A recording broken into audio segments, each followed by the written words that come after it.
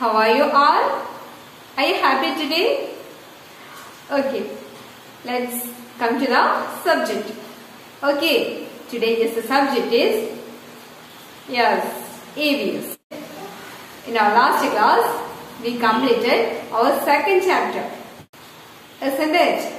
And today we are going to study a new chapter. Chapter number 3. Okay, the road to independence. Let's check it out, dears. Okay. Children, here is your third chapter, The Road to Independence. സ്വാതന്ത്ര്യത്തിലേക്ക്. ഇതാണ് നിങ്ങളുടെ chapter name. Here we can see a picture. അല്ലേ, ഇവിടെ ഒരു ചിത്രം കാണുന്നുണ്ടല്ലേ? എന്തൊക്കെയാണ് മക്കളെ ചിത്രത്തിൽ കാണുന്നത്? ഒരു ക്രൗഡ് അല്ലേ, ഒരു ജനക്കൂട്ടമാണ്. പിന്നെയോ ഒരു വലിയൊരു കപ്പൽ കാണുന്നുണ്ട്. അതിൽ നിന്ന് ഒരു വ്യക്തി പുറത്തേക്ക് വരികയാണ് അല്ലേ. അയാളെ സ്വീകരിക്കാനായിരിക്കും ആ കാണുന്ന ക്രൗഡൊക്കെ അല്ലേ. ഇനി നമുക്കിതൊന്ന് വായിച്ചു നോക്കാം, ടെക്സ്റ്റിൽ കൊടുത്തിട്ടുള്ളത്. ഓക്കെ. 9th January 1915 morning. 1915 ജനുവരി 9 ഒരു മോർണിംഗ്, ഒരു പ്രഭാതം. An unusual crowd has gathered at Apollo Bandar harbour, Bombay. ബോംബെയിലെ അപ്പോളോ ബന്ദർ തുറമുഖത്ത് പതിവിലേറെ ആളുകൾ. People are waiting for the arrival of a foreign ship. ഒരു വിദേശ കപ്പലിൻ്റെ വരവും പ്രതീക്ഷിച്ചാണ് അവർ നിൽക്കുന്നത്. An important person is arriving in the ship. ആ കപ്പലിൽ ഒരു വിശിഷ്ട വ്യക്തി എത്തുന്നു. All have come there to welcome him. അദ്ദേഹത്തെ കാണാനും സ്വീകരിക്കാനും എത്തിയതാണ് അവർ. The ship reached the shore.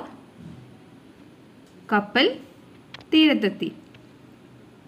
A tall, lean man in a long coat and turban walked out of the ship towards the crowd. നീണ്ടു മെലിഞ്ഞ ഒരു മനുഷ്യൻ നീളം കുപ്പായവും തലപ്പാവും അണിഞ്ഞിട്ടുണ്ട്. തികച്ചും സാധാരണ വേഷത്തിൽ അദ്ദേഹം കപ്പലിറങ്ങി നടന്നു വരുന്നു. നമ്മുടെ ചിത്രത്തിൽ കാണുന്ന കാര്യങ്ങളാണല്ലേ പറഞ്ഞിട്ടുള്ളത് അല്ലേ. ചിത്രത്തിലേക്ക് ഒന്നുകൂടെ നോക്കിയേ. ആരായിരിക്കും ആ മനുഷ്യൻ? Who is the great man? Any guess? Yes, he is Gandhiji അല്ലേ. അത് നമ്മുടെ ഗാന്ധിജിയാണ്. അദ്ദേഹം കുറേ കാലങ്ങളായിട്ട് സൗത്ത് ആഫ്രിക്കയിലായിരുന്നു അദ്ദേഹത്തിൻ്റെ പഠനത്തിന് വേണ്ടിയിട്ട്. അങ്ങനെ സ്റ്റഡീസൊക്കെ കഴിഞ്ഞതിന് ശേഷം അദ്ദേഹം നമ്മുടെ ഇന്ത്യയിലേക്ക് തിരിച്ചു വരുമ്പോൾ അവിടുത്തെ അവസ്ഥയാണ് ഇനി കൊടുത്തിട്ടുള്ളത്. Now look at the condition of India during British rule when Gandhiji came back from South Africa. South ആഫ്രിക്കയിൽ നിന്ന് ഗാന്ധിജി തിരിച്ചെത്തിയ സമയത്ത് ബ്രിട്ടീഷ് ഭരണകാലത്തെ ഇന്ത്യയുടെ അവസ്ഥയാണ് താഴെ കൊടുത്തിട്ടുള്ളത്. Children, here we can see some collage. Let's check it out, dears. മക്കളെ, ഇവിടെ ചെറിയ പേപ്പർ കട്ടിങ്സ് പോലെ കുറച്ച് കൊളാഷ് എടുത്തിട്ടുണ്ട്. നമുക്കതൊന്ന് നോക്കാം. The first one is artisans and weavers starving. കരകൗശല തൊഴിലാളികളും നെയ്ത്തുകാരും പട്ടിണിയിലായി. അടുത്തത് students punished for singing patriotic song. ദേശഭക്തി ഗാനങ്ങൾ ആലപിച്ചതിന് സ്കൂൾ കുട്ടികളെ ശിക്ഷിച്ചു. Peasants live in misery. കർഷകരുടെ ജീവിതം ദുരിതത്തിലായി. Taxes increased, new taxes introduced. നികുതികൾ വർദ്ധിപ്പിച്ചു, പുതിയ നികുതികൾ ഏർപ്പെടുത്തി. Editor hanged on a road side tree for publishing patriotic song. ദേശഭക്തി ഗാനം പ്രസിദ്ധീകരിച്ചതിന് ഒരു റിപ്പോർട്ടറെ വഴിയോരത്തെ മരത്തിൽ കെട്ടിത്തൂക്കി കൊന്നു. ഇതൊക്കെയായിരുന്നു അന്ന് ഗാന്ധിജി തിരിച്ചെത്തിയ സമയത്ത് ഇന്ത്യയിൽ നടന്നുകൊണ്ടിരിക്കുന്ന അവസ്ഥകൾ. The British ruled India, threatening and killing the Indians. ബ്രിട്ടീഷുകാർ ഇന്ത്യക്കാരെ കൊന്നും കൊല്ലിച്ചും ഭയപ്പെടുത്തിയാണ് India ഭരിച്ചത്. We were forced to obey all their rules. അവരുടെ ഏത് നിയമങ്ങളും അനുസരിക്കാൻ നമ്മൾ നിർബന്ധിതരായി. Gandhiji exhorted the people to stand united against the harassment and injustice for the British rules.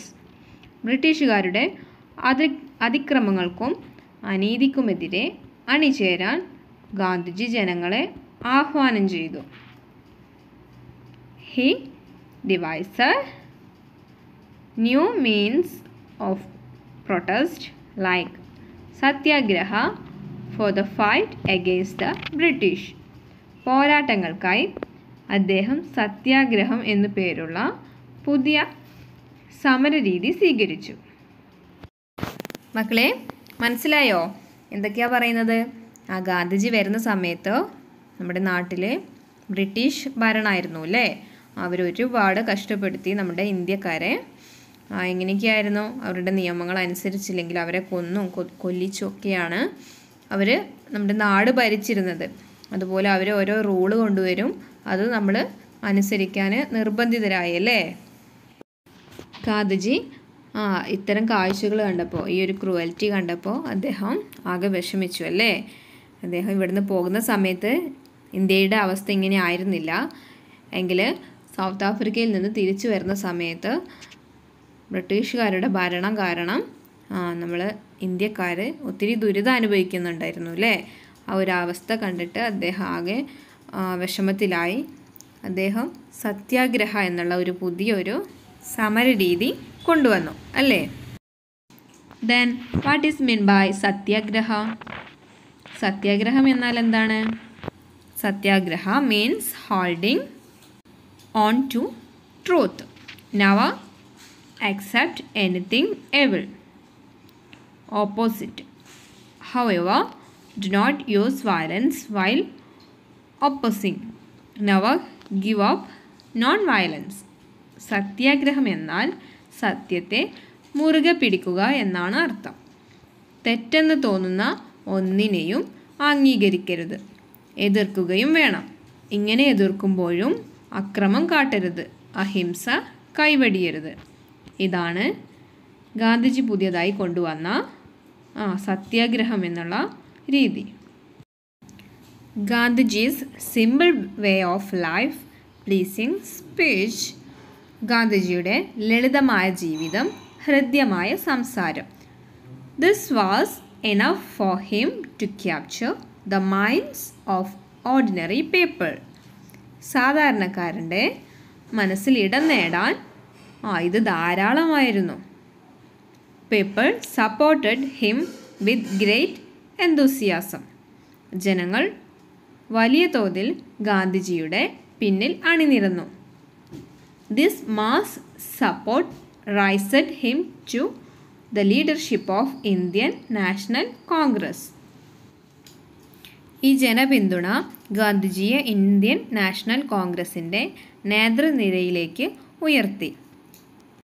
Consequently, the Indian freedom struggle became a constructive mass movement rooted in non-violence.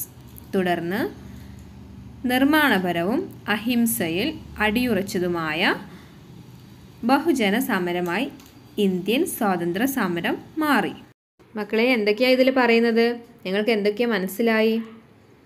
ജനങ്ങൾക്കിടയിൽ ജനങ്ങളുടെ മനസ്സിൽ ഗാന്ധിജിക്കുള്ള സ്ഥാനം വലുതായിരുന്നു അല്ലേ? എന്തൊക്കെയായിരുന്നു അതിന് കാരണം? അദ്ദേഹത്തിൻ്റെ സിമ്പിൾ വേ ഓഫ് ലൈഫ് അല്ലേ? ലളിതമായ ജീവിതം. പിന്നെയോ പ്ലീസിങ് സ്പീച്ച്, ഹൃദ്യമായ സംസാരം അല്ലേ? എല്ലാവരോടും നല്ല രീതിയിലാണ് അദ്ദേഹം പെരുമാറിയത്. സാധാരണക്കാരൻ്റെ വസ്ത്രം ധരിച്ച് അങ്ങനെയുള്ള ലളിതമായിട്ടുള്ള ഒരു ജീവിതമായിരുന്നു ഗാന്ധിജിയുടേത്. അതുകൊണ്ട് തന്നെ അദ്ദേഹത്തെ എല്ലാവരും അംഗീകരിച്ചു. ആളുകളെല്ലാം ഗാന്ധിജിയെ സപ്പോർട്ട് ചെയ്തു അല്ലേ, നല്ല രീതിയിൽ തന്നെ സപ്പോർട്ട് ചെയ്തു. അദ്ദേഹം പറയുന്ന കാര്യങ്ങളെല്ലാം അനുസരിച്ചു. എങ്ങനെയുള്ള ഒരു സമര രീതിയാണ് അദ്ദേഹം കൊണ്ടുവന്നത്? നോൺ വയലൻസ്, അഹിംസ. എന്താണ് ഈ അഹിംസ എന്ന് പറയുന്നത്? രക്തം ചിന്തരുത് അല്ലേ, നമ്മൾ അക്രമം കാണിക്കരുത്, രക്തം ചിന്തരുത്. പക്ഷേ എന്താണ്, അനീതികൾ കണ്ടാൽ അത് എതിർക്കുകയും വേണം അല്ലേ. അങ്ങനെയുള്ള ഒരു സമര രീതിയാണ് അദ്ദേഹം കൊണ്ടുവന്നത്. അതിനെന്താണ് പറയുന്നത്? സത്യാഗ്രഹം. സത്യാഗ്രഹ എന്നാണ് അതിനെ പറയുന്ന പേര്. ഓക്കെ.